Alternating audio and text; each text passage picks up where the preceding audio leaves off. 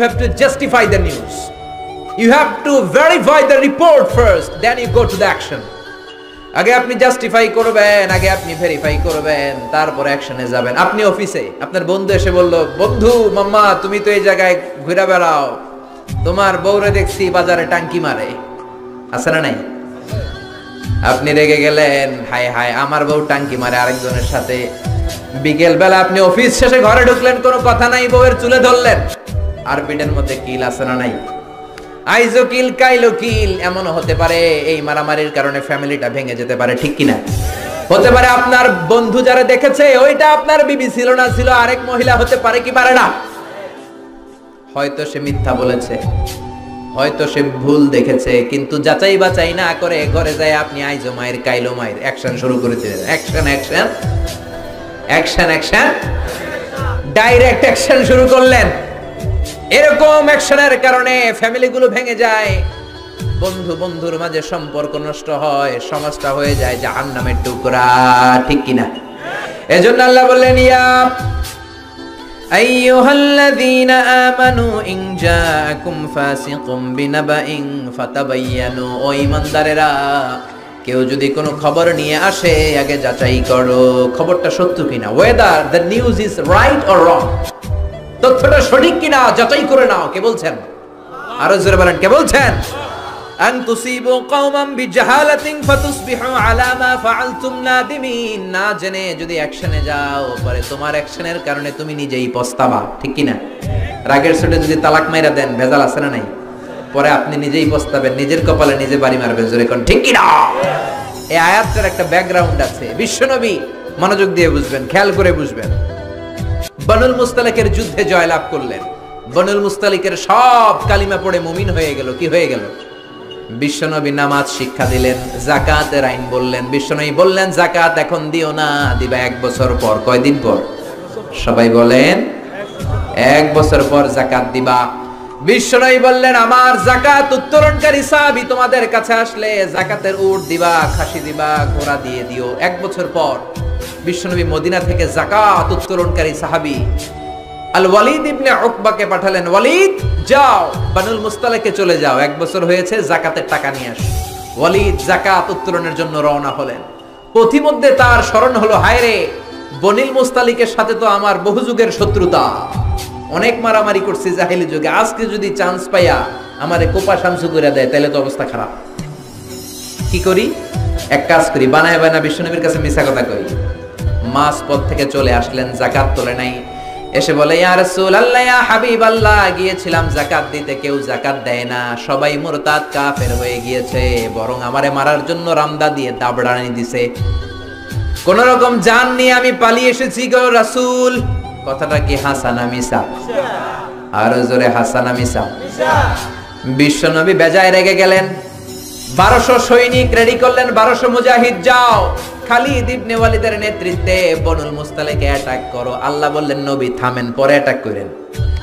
Attack পরে কইরেন, কথা একটা শুনলেন, নিউজ একটা শুনলেন, কেন আপনি অ্যাকশনে যান? ইয়া আইয়ুহাল্লাযীনা আমানু ইন জাআকুম ফাসিকুম বিনাবাইন ফাতাবায়ানু, কোন ফাসিক যদি কোনো খবর দেয় অ্যাকশনে যাওয়ার আগে যাচাই বাছাই করে। আল্লাহু আকবার। ওয়ালিদ যেটা বলেছে মিথ্যা ছিল। বিশ্বনবী রাগের মাথায় যদি অ্যাকশনে যেতেন, 1200 মুজাহিদ যে যদি বনু মুস্তালিকের মুমিনদেরকে কচুকাটা করত, বিশ্বনবী এই দায়কে এড়াতে পারতেন নাকি? জোরে বলেন, এড়াতে পারতেন? এজন্য কখনো কোন নিউজ ভেরিফাই না করে অ্যাকশনে যাবেন? যাবেন? কথা শুনলে আগে যাচাই করবেন, ঠিক কিনা? এরপর আল্লাহ বললেন, ওয়া ইন তাইফাতান মিনাল মুমিনিনা ইকতাতালু ফাসলিহু বাইনাহুমা, ও নবী মুমিনদের 2 দল যদি ঝগড়া লাগে, ফাসলিহু বাইনাহুমা, মিলিয়ে দেন। কি করবেন? মিলায়ে দিবেন নাকি লাগাই দিবেন? লাগাই দিতে ভালো লাগে না?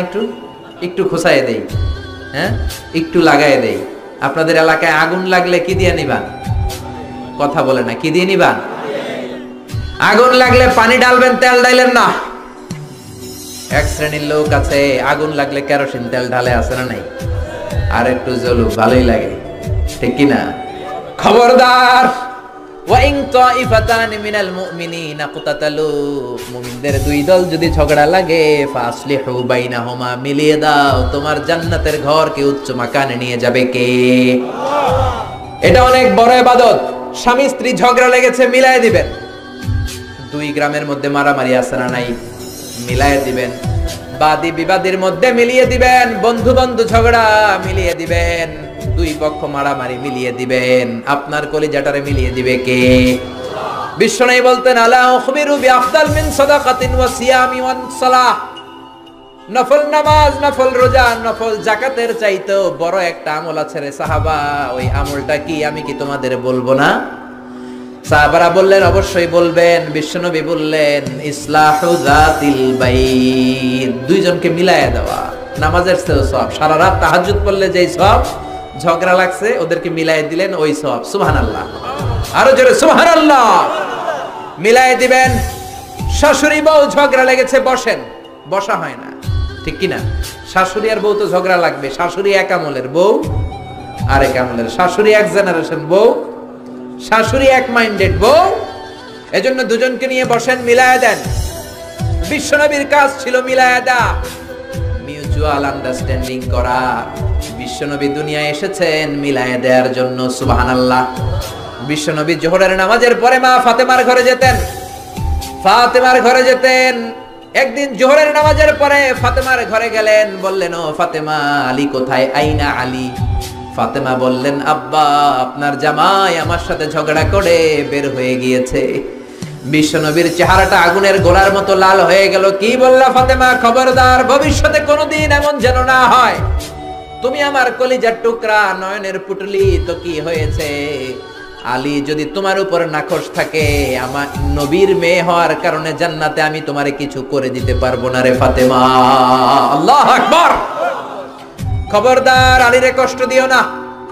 কোথায় গিয়েছে আলী? ফাতেমা বললেন, মসজিদে নববীর দিকে গিয়েছে। বিশ্বনবী আলীরে খুঁজতে লাগলেন, যে দেখলেন ফাতেমার স্বামী সাইয়েদনা আলী মসজিদে নববীর বালির মধ্যে শুয়ে আছে। সুবহানাল্লাহ। আমাদের মসজিদে টাইলস আছে না নাই? এয়ার কন্ডিশন, তুর্কিমেনিস্তান থেকে আনা কার্পেট আছে না নাই? মসজিদে নববীতে কিছুই ছিল না, বালির মসজিদ, ওই বালির মধ্যে শুয়ে আছে। বালিকে আরবিতে বলে তুরাব। বালিকে আরবিতে কি বলে? বিশ্বনবী আলীরে ডাক দিলেন, ইয়া আবা তুরাব, ও বালির বাবা আলী। কি বললেন?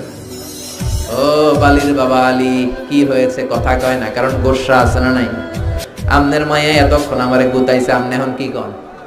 উডুম না, খামু না, জামু না, রাগ আছে না নাই? বিশ্বনবী বললেন, ইয়া আবা তুরাব, ও বালির বাবা আলী। আলী চলে যায়, ওই দিকে তাকায়, এই দিকে তাকায়, আলী মুখ ফেরায় না। বিশ্বনবী খাপটি মেরে সাইয়েদনা আলীর হাত ধরে টান দিলেন। আল্লাহু আকবার। ও মিয়া, বিশ্বনবী যদি কারো হাত ধরে টান দেয়, কেউ কি রাগ করে বসে থাকতে পারে নাকি? সাইয়েদনা আলী উঠে গেলেন, বিশ্বনবী টান দিলেন, আলী উঠলেন, আলীরে ধরে ধরে ঘরে ঢুকালেন বিশ্বনবী। খেয়াল করে শুনেন, আলীরে নিয়ে আসলেন, খাটের মধ্যে নিয়ে বিশ্বনবী খাটের মাঝখানে শুইলেন, ডান দিকে ফাতেমারে শোয়ালেন, বাম দিকে আলীরে শোয়ালেন।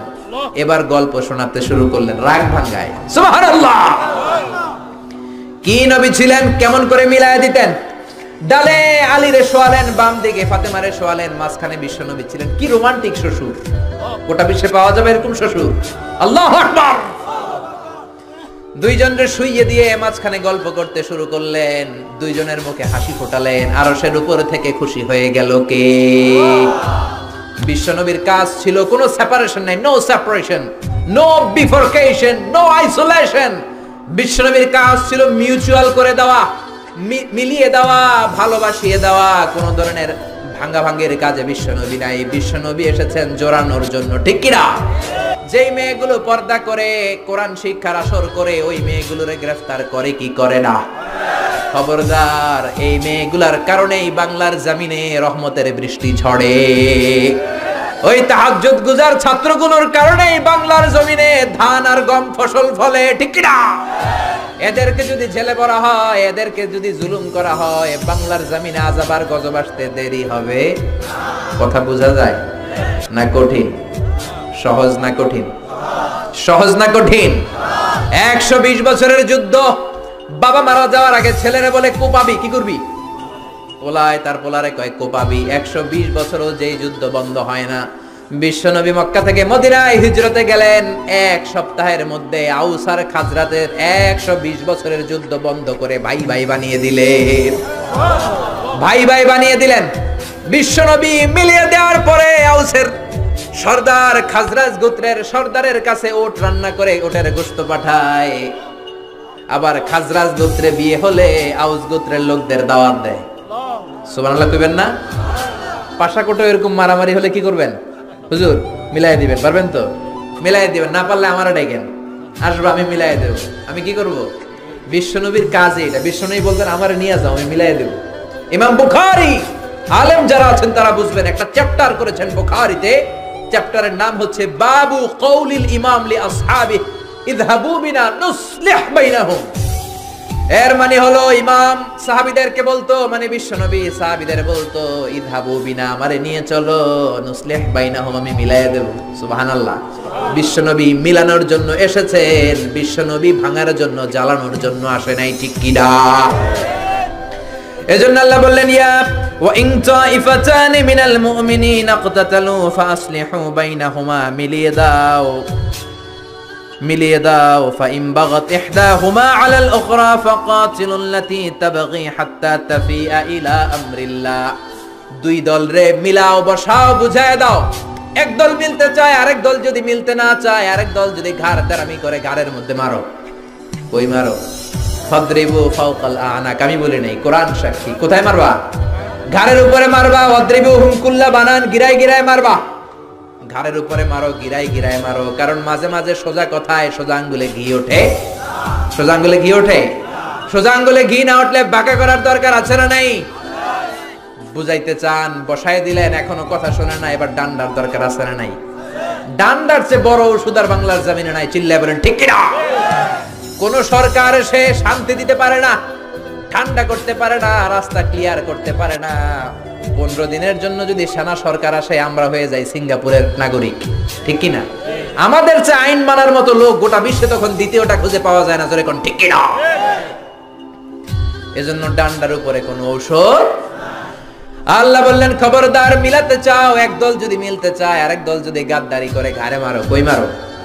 আর মারো জোড়ায় জোড়ায়। তারপরে দুইজন যদি মিলে যায়, দুইজনের মাধ্যমে দুই দলের মাঝখানে আদালত আর কিসতের সাথে বিচার করে দাও। ফাসলিহু বাইনাহুমা বিল আদলি ওয়া আকসিতু। আদালত, ন্যায় পরায়ণতার সাথে বিচার করো, ইনসাফের সাথে বিচার করো। বিল আদল, আদল মানে ন্যায় পরায়ণতা।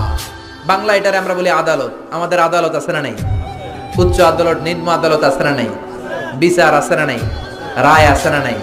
কিন্তু সঠিক রায় কি আছে? ন্যায় পরায়ণতা আছে? আল কিসত, ইনসাফ ভিত্তিক বিচার কি আছে?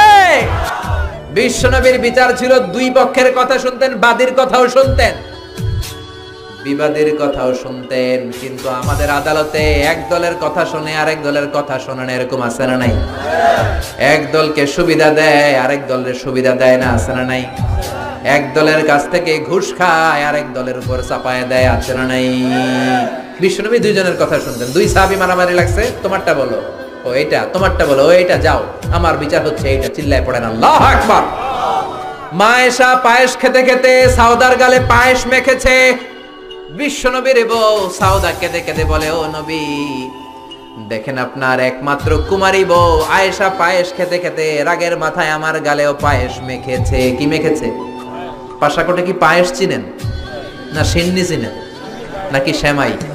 হ্যাঁ, পায়েস না সিন্নি, সব আছে। পায়েস মেখে দিলেন। সাউদা এসে বলল, ইয়া রাসূলুল্লাহ, আপনার বউ আমার গালে পায়েস মেখেছে, বিচার করেন।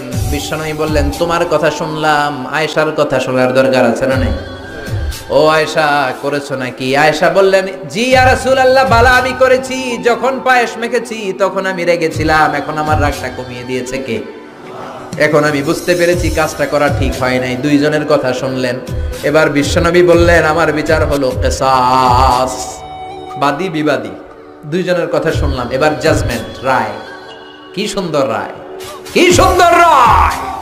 গোটা বিশ্ব এই রায় থেকে শিক্ষা নাও। বিশ্বনবী বললেন, আল কিসাস, আমার বিধান হলো সমান সমান, কেসাস মানে সমান সমান। আপনি গুতা মারলে আমিও গুতা, আপনি ল্যাং মারলে আমিও ল্যাং, আপনি কোপ দিলে আমারও কোপ, আছে না নাই? আপনি আমারে বেসকে দিলে আমিও বেসকে দিব, এইটারে বলে কেসাস। কি বলে? বিশ্বনবী বললেন সমান সমান। ও আয়েশা, তুমি যেমনি সাউদার গালে পায়েস মেখেছো, সাউদাও পায়েস নিয়ে আয়েশার গালের মধ্যে মেখে দাও। মেখে দিল সাউদাও পায়েস নিয়ে আয়েশার গালে মেখে দিল। আয়েশা মুচকি হাসলেন, সাউদা মুচকি হাসলেন, বিশ্বনবী হাসলেন। আরশের উপর থেকে খুশি হলো কে? আর জোরে কে? সে আল্লাহ বললেন, গোলাম ইয়া আইয়ুহাল্লাযীনা আমানু লা ইয়াসখার কওমুম মিন কওমিন আসা আন ইয়াকুনু খায়রাম মিনহুম। এই সূরা হুজরাতের 11 নম্বর আয়াতে রব্বুল আলামিন আমাদের তিনটা বদ খাসলাতের কথা বললেন। কয়টা? এক নম্বরে বললেন লা ইয়াসখার কওমুন মিন কওম, খবরদার কেউ কাউরে তুচ্ছ করো না, কেউ কাউকে অবজ্ঞা করো না, কেউ কাউকে খাটো করো না, কারো দেহের স্ট্রাকচার নিয়ে আকৃতি নিয়ে ব্যঙ্গ করো। অনেকের নাক বোসা আছে না নাই, কান ছোট আছে না নাই, দেখতে কালো আছে না নাই? আপনি বলতে পারবেন কালুর ঘরের কালু, মোটুর ঘরের মোটু, সিকনার ঘরের সিকনা? এরকম কথা আমরা বলি কি বলি না? বলা যাবে? জোরে বলেন, বলা যাবে? এর কারণ আমার নাক বোসা আমি করি নাই, করছে কে? আমার কান ছোট আমি বানাই নাই, বানাইছে কে? কালুর ঘরের কালু আমি হই নাই, আমার তো ধলার ঘরের ধলাই হইতে মন চায়, ঠিক কিনা? কালুর ঘরের কালু বানাইছে কে? আমার এক ফ্রেন্ড ছিল সেনেগালের, নাম আব্দুল ফাত্তাহ। মিশর আমি পড়ি, প্রথম আমি কালো লোক দেখলাম মাগরিবের নামাজের সময় 2008-এ এপ্রিলের 21 তারিখ পৌঁছলাম। আমাদের 11 জনকে নিয়ে গেল সেন্ট্রাল মস্কে, নামাজ পড়তেছি, 100 দেশের ছাত্র নামাজ পড়ে, আল্লাহু আকবার। নামাজ পড়া সালাম ফিরাই দেখি ডানে মুনকার বায়ে নাকির, মানে কুসকুসে কালো, অনেক লম্বা, চুলগুলো এরকম বুটি বুটি হয়ে থাকে আর গুটি গুটি হয়ে থাকে। আজীবন খবরে দেখতাম, ওই যে নেলসন ম্যান্ডেলারে দেখতাম খবরে, এটিএন বাংলার খবরে দেখা যেত আফ্রিকার মানুষ। এবার সরাসরি দেখতেছি, এদিকে একটা ওইদিকে একটা, আমি মনে করছি এটা মুনকার ওইদিকে নাকির। আর বাংলাদেশে আমরা আসতে বলি আমিন, ঠিক কিনা? সৌদি আরবে জোরে কয় আমিন। হঠাৎ বলল গায়রিল মাগদুবি আলাইহিম ওয়ালাদ-দাল্লিন, সবাই কি কয়? বাংলাদেশে আপনি আসতে আমিন কেন? ওদিকে কয় চিল্লে, আপনার হুঁশ থাকবে? আমি মনে করছি কিছু একটা ঘটতেছে। সালাম ফিরিয়ে দেখি ডান দিকে একটা মুনকার, বাম দিকে নাকির, কুচকুচে কালো। আমি দিছি দৌড়। আমাকে যারা রিসিভ করেছে বলল, ভাই মিজান দৌড়াও কেন? আমি কই এরা কারা? কয় এরাই তোমার বন্ধু। সর্বনাশ, 5 বছর এগুলোকে থাকতে হবে তোমাকে, গোটা বিশ্বের ইসলাম সম্পর্কে জানতে হবে, গবেষণা করতে হবে, ঠিক কি না? মিশতে শুরু করলাম কালোদের সাথে। ওমিয়া, অনেক মানুষ আছে চেহারাটা কালো কিন্তু অন্তরটা দুধের মতো সাদা, আছে না নাই? অনেকে আছে ধবধবে সাদা কিন্তু অন্তরটা এরকম কুচকুচে কালো, আছে না নাই? ওরা মানুষ কালো কিন্তু অন্তরটা ভালো। তো এক ছেলের সাথে পরিচয়, নাম আব্দুল ফাত্তাহ। অনেক জায়গায় আমি গল্প করি, এই ফাত্তাহ আমার পাশের রুমে থাকতো, তার পাশে থাকতো চাইনিজ, এরপরে পাকিস্তানি। তো এই ফাত্তাহ আমার রুমে ছিল ফ্রিজ, ওর রুমে ফ্রিজ নাই। ও পানি নেওয়ার জন্য, ঠান্ডা পানি নেওয়ার জন্য আমার রুমে আসতো। আমি ভয়ে ভয়ে ওর বোতল লয়ে এই দরজা আটকায় দিতাম। প্রথম দিকের কথা, ভয় পেতাম কি না কি হয়। পরে দেখি না, মাশাআল্লাহ, কলিজাটা আকাশের মতো উদার। কি বন্ধুত্ব হয়ে গেল আমাদের মধ্যে, ফ্রেন্ডশিপ। একবার আয়েশা বলে, এই Mizan, how did you become so white? আমি এত কালোর কালো, তুই এত সাদা চামড়ার হলি কেমনে? আমরা তো কালো কেন, চুলগুলো বুটি বুটি কেন? ইসলাম বলে there is no difference between black and white, between upper and lower, between the richer section of the society and poorer section of the society. Everyone is equal, completely equal, totally equal, 100% equal in the eyes of Islam. চিল্লায় বলেন আল্লাহু আকবার। ইসলাম বলে কালো সাদায় পার্থক্য নাই, খেলাওয়ালা কুলি মজুর, দিন মজুর, প্রধানমন্ত্রী প্রেসিডেন্টে পার্থক্য নাই। আপনি মসজিদে যদি ঢুকেন, প্রেসিডেন্ট যেই কাতারে দাঁড়াবে, কুলিওয়ালা ঠেলাওয়ালা ওই কাতারে দাঁড়াবে, ঠিক কি না? ইন্না আকরামাকুম ইনদাল্লাহি আতকাকুম, আল্লাহর কাছে সেই সেরা যার তাকওয়া বেশি, ঠিক কি না? যার অন্তরে আল্লাহর ভয় বেশি, ঠিক কি না? সে আল্লাহ বললেন, গোলাম লা ইয়াসখার কওমুন মিন কওম, খবরদার আমার কোন বান্দার চেহারা নিয়ে কুৎসা রটনা করবা না। মোটুর বাচ্চা মোটু বলবা না, কালুর ঘরের কালু বলবা না। ওরে কালু বানাইছে কে? তোমারে ধলা বানাইছে কে? ওয়াল্লাযী ইউসাউইরুকুম ফিল আরহামি কাইফা ইয়াশা লা ইলাহা ইল্লা হুয়াল আজিজুল হাকীম। তিনি এমন আল্লাহ, তুমি যখন তোমার মায়ের পেটের ভেতরে ছিলা তখন তোমার চেহারার স্ট্রাকচার দিয়েছিল কে? মায়ের পেটে যখন একটু ছিলাম গোশতের টুকরো, তখনই তো আমাদের চেহারা হয়ে গিয়েছে। চেহারা আমরা বানাই নাই, চেহারা দিছে কে? প্রত্যেকের চেহারা আল্লাহ যদি প্রত্যেককে বানানোর অর্ডার দিত, সুযোগ দিত, আমরা প্রত্যেকে আমাদের প্রত্যেকের চেহারা ইউসুফ নবীর মতো সুন্দর করে বানাতাম, ঠিক কিনা? নাকি কালো বানাইতাম? কেউ আমরা কালো বানাইতাম, নাক বোসা বানাইতাম? প্রত্যেক নারী তাকে বিশ্ব সুন্দরী করে বানাতো, প্রত্যেক নারী তাকে জুলাইখার মতো পরি করে বানাতো, প্রত্যেক নারী ঐশ্বরিয়া রায় হয়ে যেত, ঠিক কিনা? কিন্তু চেহারাটা আমার কেমন হবে এটা আল্লাহ আমার হাতে দেয় নাই, করেছে কে? এই জন্য কালুর ঘরে কালু বলে যদি ভেস্কি দেন, ভেস্কিটা ওরে দেন নাই, দিয়েছেন কারে? কারণ ওরে কালো বানিয়েছে কে? সাইয়েদনা ইবনে মাসউদ, ওনার পা ছিল চিকন, খেজুর গাছে খেজুর পাড়তে উঠলেন, চিকন পা, কেউ কোনোদিন দেখে নাই। ওই দিন বাতাসের ঝাপটায় কাপড় উপরে উঠেছে, সবাই চিকন পা দেখেছে। সাহাবারা হাসাহাসি শুরু করলো। বিশ্বনবী ডাকলেন, সাহাবারা রে, ইবনে মাসউদের পা চিকন দেখে তোমরা হাসাহাসি করো, আমার ইবনে মাসউদের পা দুইটা যদি মিজানের পাল্লায় রেখে দেয়া হয়, কিয়ামতের দিন পা দুইটা উহুদ পাহাড়ের সমান ভারী হয়ে যাবে। এজন্য খবরদার, কারো আকৃতি নিয়ে, ফিজিক্যাল স্ট্রাকচার নিয়ে কখনো অবজ্ঞা হেয় করা যাবে। মক্কার কুরাইশরা বলে, ও নবী, আব্দুল্লাহর বেটা মুহাম্মদ, তোমার অনুসারীদের গা থেকে গন্ধ আসে, কি আসে? সব গরিবরা তোমার উম্মত, একটারও টাকা নাই, পয়সা নাই, সমাজে কোনো নাম নাই, ধাম নাই, সবাই অসুস্থ, খাবার নাই। আমরা মক্কার ধনী মানুষ, আমরা ওদের সাথে ওয়াজ শুনবো না। মক্কার ধনী লোকদেরকে নিয়ে তুমি যদি একটা ডেট করো, ওই ডেটে আমরা সবাই বসবো। কোন গরিব সাহাবা, দুর্গন্ধওয়ালা সাহাবা, কালো সাহাবা আসতে পারবে? কথা বুঝতেছেন? গরিব সাহাবাদের সাথে বসবো না, আমরা ধনীরা বসবো। রহমতের নবী, দয়ার নবী, মায়ার নবী ভাবলেন, ধনীদেরকে নিয়ে যদি একটা ডেট দেই, এই ডেটের কারণে যদি কালিমা পড়ে ধনী কুরাইশ গুলো মুসলমান হয়, জাহান্নামের আগুন থেকে অনেকগুলো কুরাইশ লোক বেঁচে যাবে, ঠিক কিনা? এই চিন্তা করে গরিব সাহাবীদেরকে বললেন, খবরদার ওই দিন আসবা না, ওই দিন আমার ঘরে কেউ ঢুকবা না। ও বেলাল, তোমার গায়ের রং কালো, তুমিও ঢুকবা না। যাদের ভালো জামা নাই কেউ আসবা না। আজকে দিনটা ধনীদের দিন। কাদের দিন? ধনীদেরকে ওয়াজ করব। ধনীদেরকে বিশ্বনবী ওয়াজ করতে লাগলেন। ইন দ্য মিন টাইম এক অন্ধ সাহাবা এই নোটিশ শুনে নাই, শর্ট নোটিশ, মাঝে মাঝে জরুরি বিজ্ঞপ্তি আছে না নাই?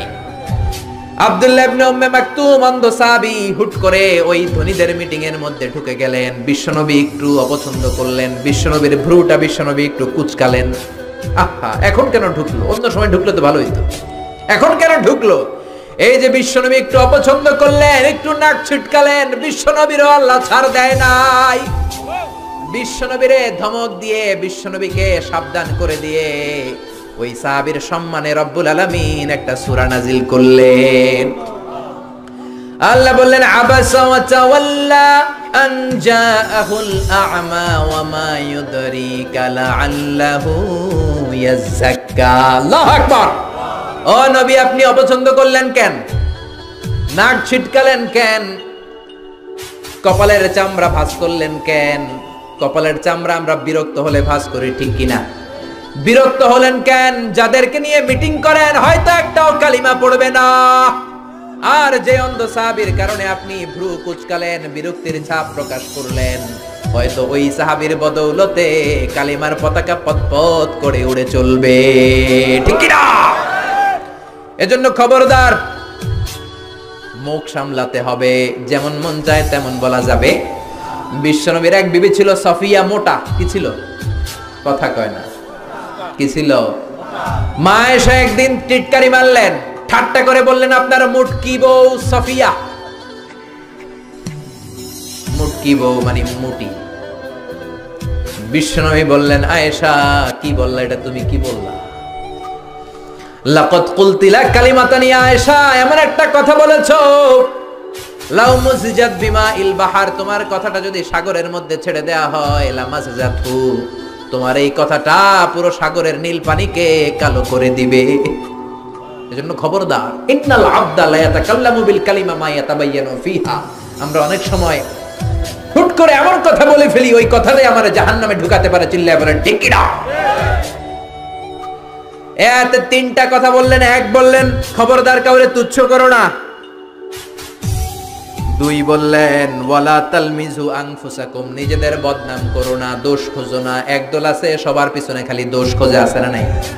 ওর এই দোষ, ওর এই সমস্যা, ওর তোর কি সমস্যা? তোর সমস্যা কি ওইটা বল। ওর এই ঝামেলা, ওর এইটা, তোমার কোনটা? খবরদার ওয়ালা তালমিজু আনফুসাকুম ওয়াইলুল লিকুল্লি হুমাযাতিল লুমাযা, লুমাযা থেকে ওয়ালা তালমিজু, অন্যের দোষ খোঁজো না। ডোন্ট ডিফেম আদার, অন্যের দোষ খোঁজো না। সবচেয়ে খারাপ হলো সমালোচনা। যারা আছেন সবাই চিল্লায় বলেন সবচেয়ে খারাপ কি? তারপরে ভালো হলো আলোচনা। ভালো কি? সবচেয়ে ভালো হলো আত্মসমালোচনা। সবচেয়ে ভালো কি? জোরে বলেন সবচেয়ে ভালো। নিজের সমালোচনা করবেন, অন্যের দোষ ধরবেন না। ও মিয়া, স্রষ্টার দেয়া সবচেয়ে বড় নেয়ামত আপনার জীবনের সময়। আপনার এই দামি সময় অন্যের পিছনে খরচ করবেন না। কার কি সমস্যা ওইদিকে সময় ব্যয় করে আপনার কি লাভ? আপনি আপনার ক্যারিয়ার গড়েন, আপনি আপনার জীবন সুন্দর করেন, আপনি আপনার আখিরাতটাকে জান্নাতি করবেন, ঠিক কি না? 3 নম্বরে আল্লাহ বললেন ওয়ালা তানাবাজু বিল আলকাব, মন্দ নামে ডেকো না।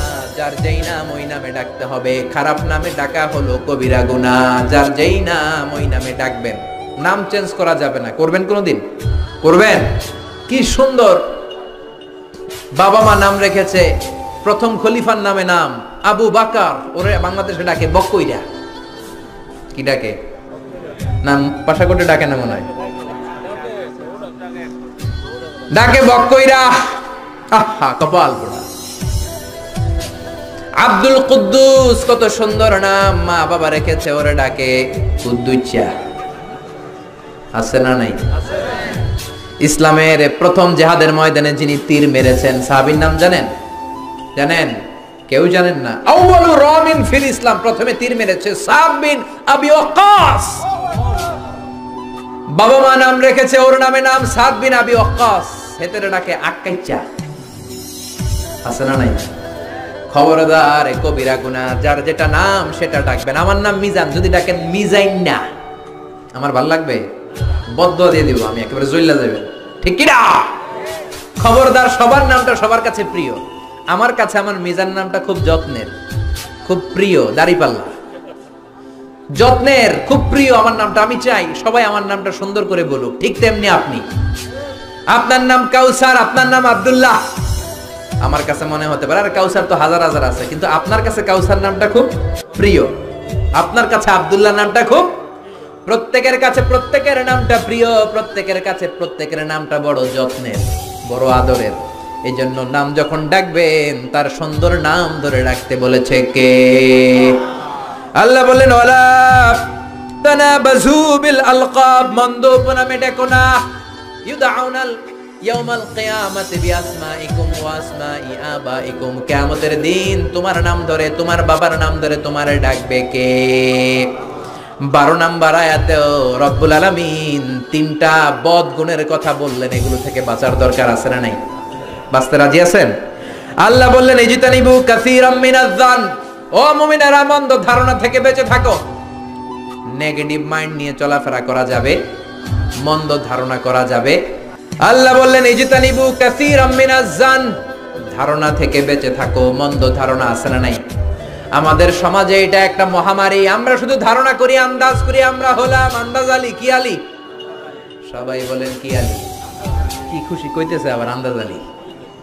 আন্দাজ করবেন না, অনুমান নির্ভর কথা বলবেন না, নিশ্চিত হবেন। এটা বড় রোগ। কিছু হইলেই ধারণা করে। আল্লাহ বললেন ইন্না বা'দাদ যান্নি ইসমুন, কিছু কিছু ধারণা আছে পাপ, অধিকাংশ ধারণাই মিথ্যা প্রমাণিত হয়ে থাকে, ঠিক কি না? বিশ্বনবী বললেন ইয়াকুম ওয়ায-যান ফা ইন্নায-যান্না আকযাবুল হাদিস, ধারণা করবা না, অনুমান নির্ভর কথা বলবা না। অনুমান আর আন্দাজ কোনদিন সত্যের বিকল্প হতে পারে ইয়াত্তাবিউনা ইল্লা-য-যান্না ইন্নায-যান্না লা ইউগনি মিনাল হাক্কি শাইআ, সত্য একদিকে, আন্দাজ আরেকদিকে। আপনি জীবনে যতগুলো অনুমান করেছেন আন্দাজে কথা বলছেন, জাস্টিফাই করলে দেখবেন 99% ছিল ভুল। ঠিক কিনা? ঠিক কিনা? এজন্য নিশ্চিত হন, আন্দাজ করবেন না, ধারণা করবেন না। সুউজ্জন কবিরা গুনাহ, মন্দ ধারণা করা যাবে। ধারণা করলে ভালো ধারণা। কি ধারণা? ধারণা করলে কি ধারণা? এক বাড়িতে পুলিশ ঢুকছে, অনেকে দেখছে, কি ধারণা করবে? হায় হায় কোপাকুপি হয়েছে। ঠিক কিনা? মেয়ে একটা আছে, মেয়ে উল্টা পাল্টা করছে, পুলিশ আসছে। ছেলে ইয়াবা টানছে, গাঁজা খাইছে, জায়গা জমি নিয়ে দুই ভাই ঝগড়া লেগেছে, কোপাকুপি হয়েছে, এজন্য পুলিশ আসছে। পুলিশ কি শুধু এই কাজে আসে? আপনি ছড়াই দিলেন, হায় হায় সর্বনাশ, পুলিশ এসে সব অ্যারেস্ট করে নিচ্ছে। আসলে কিচ্ছু না। এই বাড়িতে হয়তো কেউ অসুস্থ, ওই অসুস্থ রোগীর একজন আত্মীয় হচ্ছে পুলিশ, পুলিশ আসছে অসুস্থ রোগীরে দেখতে। হতে পারে কি পারে না?